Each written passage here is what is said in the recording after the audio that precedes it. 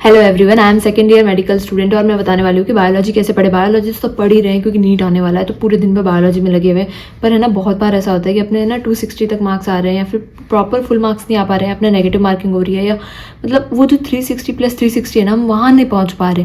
तो आज मैं ये बताऊँगी वहाँ कैसे पहुँचे। अगर आप बहुत 150 तक भी हो तो भी मैं बताऊँगी कि आप वहाँ तक कैसे पहुँच सकते हो, या आपके जितने भी अच्छे मार्क्स आ रहे हैं पर अब फुल मार्क्स कैसे लाने हैं, या फिर आप कहाँ पे गलती कर रहे हो, कहाँ पे रिवाइज कैसे करना है, क्या क्या करना है, वो सब बताऊँगी आज मैं। मेरे पास जो नोट्स है वो कैसे बनाए मैंने, जो इंपॉर्टेंट चैप्टर्स कौन से वो बताती हूँ मैं, जो जिसका वेटेज कितना ज़्यादा है, और मैं ये भी बताऊँगी कि जो सिलेबस से हट गया है उसका क्या करना है। बताती हूँ कि है ना बायोलॉजी के अंदर है ना इंपॉर्टेंट चैप्टर्स कौन से हैं और PYQs का क्या मेन रोल है। ठीक है, सबसे पहले जो आ जाते हैं मेरे हिसाब से, जो मैंने PYQs चैप्टर्स किए थे ना, इतने सारे PYQs लगाए थे मैंने, लाइक 12 to 13 ईयर्स से PYQs लगाए मैंने, और वो बहुत ज़्यादा इंपॉर्टेंट थे PYQs लगाना। ठीक है, जितना ज़्यादा PYQs लगाओगे उतना ज़्यादा आपको पता चलेगा कहाँ से क्वेश्चन आ रहे हैं, कहाँ से इंपॉर्टेंट। क्या आप भी नीट दे रहे हो और नीट 2024 की तो NTA ने डेट भी अनाउंस कर दी है, जो है 5 में, और किसी वजह से आपका कोर्स पूरा नहीं हो पाया है या अधूरा रह गया है, बैकलॉग कवर नहीं हो पा रहा है, तो स्ट्रेस मत लो, अभी भी देर नहीं हुई है। फिजिक्स वाला लेकर आया है आपके लिए नीट अल्टीमेट क्रैश कोर्स, वो ड्रॉपर्स के लिए भी होगी। उसकी प्राइस होगी, एक बेसिक प्लान होगा जो होगा 2500 का, और एक प्लस वर्जन होगा 4000 रुपीज़ का। उसके बाद इस बैच में आपको अनलिमिटेड टाइम में नीट का फुल सिलेबस पढ़ाया जाएगा। ये बैच जो होगा 2 वर्जन में अवेलेबल है, बेसिक एंड प्लस में, और प्लस वर्जन में आपको infinite practice questions, NEET NCERT, पिटारा, खजाना, मेंटोरशिप एंड 1 मोर रैंक, जो 1 रैंक टेस्ट सीरीज फ्री मिलेगी। इन ऑल बैचेस PW आपको दे रहा है इंडिया के टॉप एजुकेटर्स, जो आपको बनाएंगे physics, chemistry and botany, zoology में परफेक्ट, और class will be 6 days a week। और मॉड्यूल्स के लिए each batch has its own sets of book which can purchase using my link in the description. और ये ड्रॉपर्स के लिए यकीन बैच होगा। Use my code AA150 for 150 rupees discount. हम थे कि PYQs के इंपॉर्टेंट टॉपिक्स कौन से हैं और PYQs के चैप्टर्स कौन से हैं। मैंने PYQs कितने ईयर्स के किए, लाइक मैंने तो 11+ ईयर्स के PYQs किए थे, और ये करना बहुत ज़्यादा ज़रूरी नीट में NCERT के अलग भी।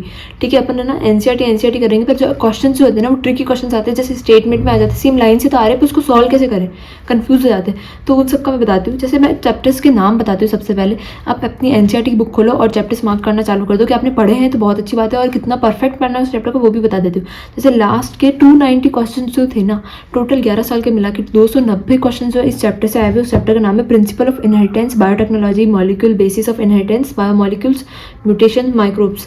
ये जो चैप्टर्स है ना, उससे 290 क्वेश्चन आ चुके हैं। और मैं बताती हूँ कि जो सिलेबस से चैप्टर्स हट गए ना, उसकी टेंशन मत लो कि चैप्टर्स हट गए हैं उसमें से आएंगे नहीं आएंगे। मैं कह रही हूँ आएंगे क्वेश्चन। अपन सोचते कि अर्थवॉर्म नहीं आएगा, वो जो इतने सारे कॉकरोच और वो सब है वो हट गए हैं, तो क्या करें, सारे पढ़ो जितने भी चैप्टर्स है। बायोलॉजी में एक भी चैप्टर्स नहीं छोड़ना। माना कि फिजिक्स और केमिस्ट्री में अपन सिलेबस रिड्यूस हो गया तो सिलेबस छोड़ दिया, पर जो बायोलॉजी है ना उसमें सारा कुछ पढ़ना है, कहीं से भी क्वेश्चन आ सकता है, भले वो दूसरे चैप्टर में वो छोटी सी लाइन दे रखी होगी तो भी आ जाएगा। बायोलॉजी लाइक कनेक्टेड है सारे चैप्टर्स, तो हमें सारे चैप्टर्स पढ़ने, एक भी चैप्टर्स नहीं छोड़ना कि ये तो रिड्यूस हो गया हम नहीं पढ़ रहे, ऐसा नहीं होगा। ठीक है, ये सारे चैप्टर्स पढ़ने। अब मैं सेकंड चीज़ बता दूँ, इकोलॉजी और डेमोक्रेसी, इसमें से ना 168 क्वेश्चन आ चुके हैं पिछले 11 सालों में। तो ये जो है ना सेकंड मोस्ट टॉपिक है। आप अगर आज ही बायोलॉजी करने बैठ रहे हो तो सबसे पहले जो मैंने आपको बताया प्रिंसिपल ऑफ इनहेरिटेंस, बायोटेक्नोलॉजी, ये सारे चैप्टर्स कर लेना। उसके बाद में आपको करना है इकोलॉजी वाला जो चैप्टर्स हो गया, और उसके बाद में आता है प्लांट फिजियोलॉजी, उसमें 127 चैप्टर्स आ सकते हैं, आ चुके हैं। ठीक है, प्लांट फिजियोलॉजी में ये सब जो है ना मैं PYQs का बता रही हूँ। और अगर आपको मैं पूछूं कि ये 28 चैप्टर्स 2021 में 28 क्वेश्चंस आए थे इस चैप्टर से, प्रिंसिपल ऑफ इनहेरिटेंस से, तो लाइक इसका कितना ज़्यादा वेटेज है इस पूरे चैप्टर्स का। इकोलॉजी में आए थे पूरे 9 क्वेश्चन पिछली बार जो 2021 का पेपर था उसमें। प्लांट फिजियोलॉजी और प्लांट डाइवर्सिटीज, इन सब में ना 120+ क्वेश्चन आते हैं। ये सारे जो मैंने पूरा ये जो है ना उसका मैं फोटो बता दूंगी आपको। एनिमल डाइवर्सिटी हो गया, ये जो सारे सीक्वेंस में चैप्टर्स है ना, बहुत इंपॉर्टेंट चैप्टर्स है।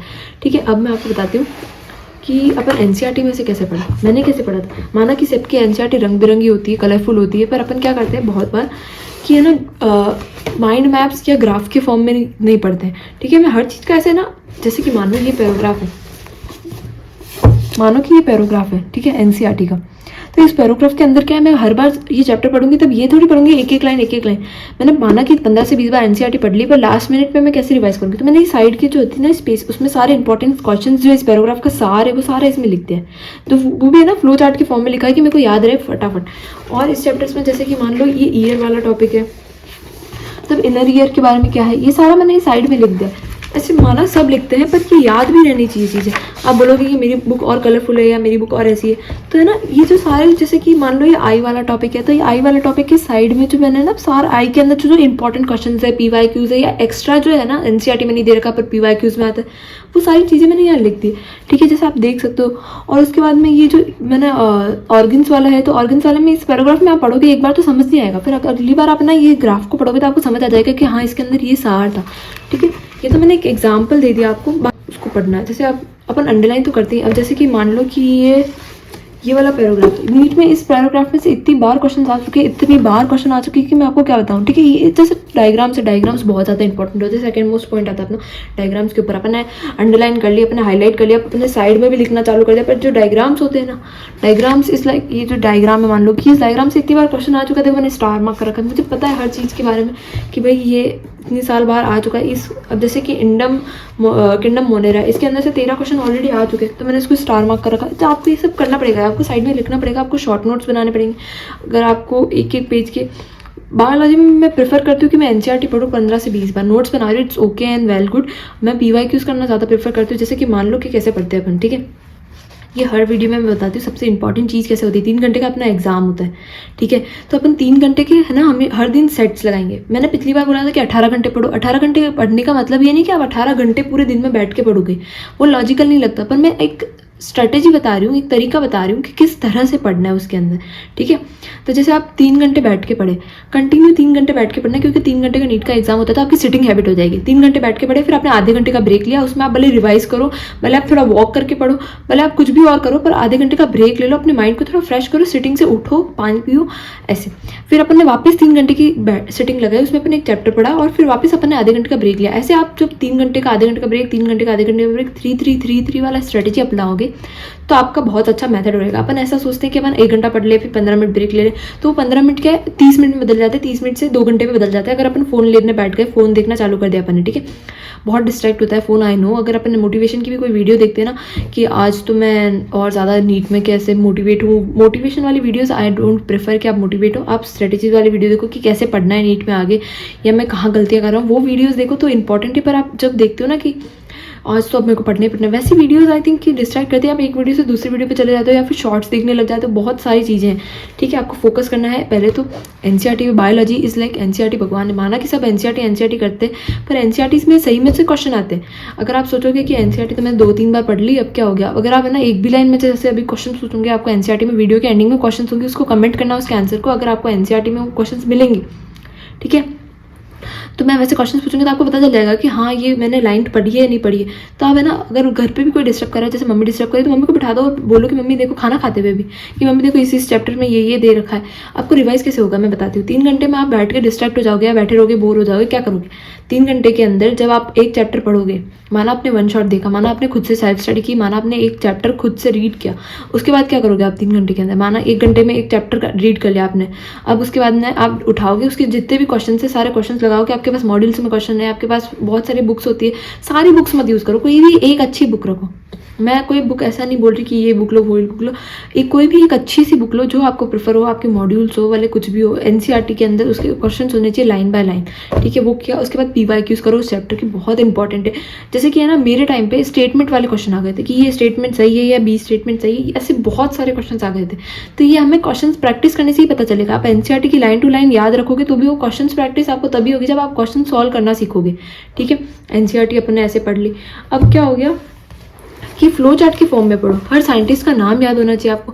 साइंटिस्ट का मैं बताती हूँ, ये जो स्मॉल थिंग्स तो ये होती है ना कि साइंटिस्ट का नाम हो गया, या ये 5 to 6% होता है, कोई परसेंटेज हो गया, ये सारी चीज़ें जो होती है ना वो ज़्यादातर देते हैं। जैसे 1992 में ये बना है, वो बना है, कब अपना इनहेरिटेंस वाले चैप्टर्स में इतने सारे जो आपको दे रखे हैं, तो वो सारी चीज़ें याद रखनी पड़ती है, वो सारे ईयर्स नाम याद रखने पड़ते हैं, तब आप जाके टॉप लेवल पे आते हो। बाकी तो सब 150 तो ला ही रहे, हमें लाना है 360 अप टू 360, ये सबसे ज़्यादा इंपॉर्टेंट है, 350 प्लस लाना। अब आता है तुक्का मारने वाली बात। बहुत बच्चे तुक्का मारने लग जाते हैं, तो उनके +4 मार्क्स होने के जगह -1 मार्क्स हो जाता है। अगर आप 100 क्वेश्चन भी कर रहे हो, तुक्का मारे हो उसमें से, तो आपके -1 मार्क हो रहे हैं। तुक्का मत मारो। अगर आपको थोड़ा सा डाउट है तो उस क्वेश्चन को 2 बार रीड करो, 4 बार रीड करो, और टाइम वेस्ट नहीं करना उससे ज़्यादा, उसको छोड़ दो। 0 मार्क्स लाना ज़्यादा अच्छा है -1 से, ठीक है। और तुक्का नहीं मारना है अपन को। ऐसे इतनी पढ़ाई करनी है अपन को, इतनी पढ़ाई करनी कि अपन को ये क्वेश्चन पता रहे कहाँ से क्वेश्चन। एक क्वेश्चन बताते जो मेरी नीट के फर्स्ट क्वेश्चन आया था, बायोलॉजी का फर्स्ट क्वेश्चन था इन सेतु और एक्स सेतु वाला। वो क्वेश्चन बहुत बच्चों का गलत हुआ था, पर मेरा सही हुआ था क्योंकि मैंने एनसीईआरटी की लाइन बाय लाइन में से ये क्वेश्चन करा था, क्वेश्चन सॉल्व किए थे। तब मैंने देखा था कि ये क्वेश्चन जो है बहुत इंपॉर्टेंट है। इन सेतु और एक्स सेतु का एग्जाम्पल जो वाइल्ड लाइफ वाला जो क्वेश्चन है वो, ठीक है। तो फर्स्ट क्वेश्चन ही वो आया था कि इसके एग्जाम्पल्स में से ये सारे एग्जाम्पल आते हैं, कौन सा नहीं आता है या कौन सा आता है। तो ये क्वेश्चन आया था। ऐसे बहुत सारे छोटे छोटे वर्ड जो होते हैं ना, आपको ध्यान नहीं रहते, पर ये बहुत सारे इम्पैक्ट करते हैं आपकी चीज़ों पे, ठीक है। अब है ना ऐसा हो जाता है, कंसिस्टेंसी रखना बायोलॉजी में बहुत ज़रूरी है। आप रिविजन करना, कंसिस्टेंसी करना। अगर आपने एक चैप्टर एक बार पढ़ लिया, आप अगले दिन भूल जाओगे, उसका रिवीजन करो। आप रात को सोने से पहले 1 घंटा ऐसा निकालो कि आज पूरे दिन में आपने जो भी पढ़ा है उसको एक बार आप टॉपिक देख लो और रिवाइज कर लो, तो आपको अगले दिन पक्का याद रहेगा। ये जो सारी छोटी छोटी चीज़ें ना बहुत इंपॉर्टेंट है। ये कोई भी एक क्वेश्चन पूछती हूँ, अब मैं आपसे 5-6 क्वेश्चन पूछूंगी, अगर आपको आ गए तो वेल एंड गुड। अभी है ना मेरे पास ऐसे मैंने साइंटिस्ट की लिस्ट भी तैयार कर रखी कि ये साइंटिस्ट के नेम्स है, इस चैप्टर में ये नेम्स है। जैसे sexual reproduction in flowering plants है, उसके अंदर बहुत सारे टेस्ट क्रॉस किसने बनाया है, लॉ ऑफ इनहेरिटेंस किसने बनाया है, test tube fertilization and intra ovarian pollination, ये सारे कौन से साइंटिस्ट ने किया, इसका नाम कमेंट करना अगर आपको पता है तो। ये चैप्टर का नाम भी बताया मैंने आपको कि प्रिंसिपल ऑफ इनहेरिटेंस के अंदर बहुत सारे साइंटिस्ट दे रखे हैं। मेरे पास ये पूरी लिस्ट बनी हुई है, आपको चाहिए तो मैं पीडीएफ अपलोड कर दूंगी। या फिजिक्स में या कोई भी केमिस्ट्री में आपको चैप्टर में डाउट आ रहा है तो वो चैप्टर बताओ मुझे, या एक चैप्टर का नाम कमेंट करो कि इसके मुझे फॉर्मूला शीट चाहिए, तो मैं आपको उस चैप्टर की फॉर्मूला शीट प्रोवाइड कर दूंगी। सारे एक साथ करना मेरे लिए पॉसिबल नहीं हो पा रहा है, तो जो चैप्टर आपको चाहिए वो मुझे बताओ। उस चैप्टर की फॉर्मूला जो मैंने जहाँ से पढ़े ना वो मैं आपको अपलोड करके बता दूंगी, मैं डिस्क्रिप्शन में अपलोड कर दूंगी। मैंने आपको एनसीईआरटी कैसे पढ़नी है वो बता दी, आपको रोज पढ़नी है, कंसिस्टेंट पढ़नी है, रिवाइज करना है, पीवाईक्यूज पढ़ने। ये सारी छोटी छोटी चीज़ें ना जो बायोलॉजी में बहुत ज़्यादा इंपॉर्टेंट है। इससे आप सबसे आगे निकल जाओगे। अगर आप समरी पढ़ रहे हो, आप अगर क्वेश्चंस कर रहे हो, बहुत बच्चे होते हैं जो एनसीईआरटी पढ़ के बस एक बार छोड़ देते हैं। आप 15 से 20 बार एनसीईआरटी पढ़ रहे हो, आप क्वेश्चन सॉल्व कर रहे हो, आप ट्रीज लगा रहे हो, बहुत सारे क्वेश्चन का प्रैक्टिस करो, पीवाईक्यूज करो, तो ये ध्यान रखना कि आप 10% बच्चों से, मतलब टॉप 10% में से हो आप। अगर ये सारी चीज़ें कर रहे हो, आप इन सबसे आगे हो, ठीक है। तो अपने खुद पे कॉन्फिडेंस रखना है, अपने खुद पे ये रखना है और आगे से आगे करना है अपन को। ऐसा नहीं कि आज मेरी तो बायोलॉजी कंप्लीट हो गई, मैं उसको पढ़ना ही छोड़ दिया मैंने। ऐसा रोज़ पढ़नी बायोलॉजी, आपकी कंप्लीट हो गई तो रिवाइज करो उसे, ऐसा रहता है, ठीक है। साथ में बायोलॉजी के साथ में हर दिन एक सब्जेक्ट ले लो, जैसे हर दिन 2 सब्जेक्ट पढ़ो। आप केमिस्ट्री पढ़ रहे हो, बायोलॉजी पढ़ रहे हो, केमिस्ट्री पढ़ रहे हो या फिर आप फिजिक्स पढ़ रहे हो, आप बायोलॉजी पढ़ रहे हो, फिजिक्स पढ़ रहे हो, ऐसे 2-2 के सेट्स में बनाओ। आप वीकली टारगेट बनाओ, डेली टारगेट बनाओ, आप मंथली टारगेट बनाओ और उसे अचीव करो। आप टेस्ट दो, प्लीज़ मॉक टेस्ट दो, आप टेस्ट दो, उससे आपको अपना एनालाइज होगा, हर चीज़ एनालाइज होगी, ठीक है। कोई भी डाउट हो, कोई भी कमेंट में डाल देना, मैं उसको एक्सप्लेन करती हूँ हर बार, हर कमेंट को मैं बताती हूँ। कोई भी प्रॉब्लम हो तो मुझे बताना, मैं उसका आपको कमेंट में आंसर दूंगी। और जो भी आपको फॉर्मूला शीट या शॉर्ट नोट्स चाहिए ना, वो मैं खुद लिख के आपको अपलोड करके दूंगी, जो भी चैप्टर आप बताओगे, ठीक है। उसको कमेंट करना पहले, ओके। Thank you. और कोई भी डाउट हो तो मुझे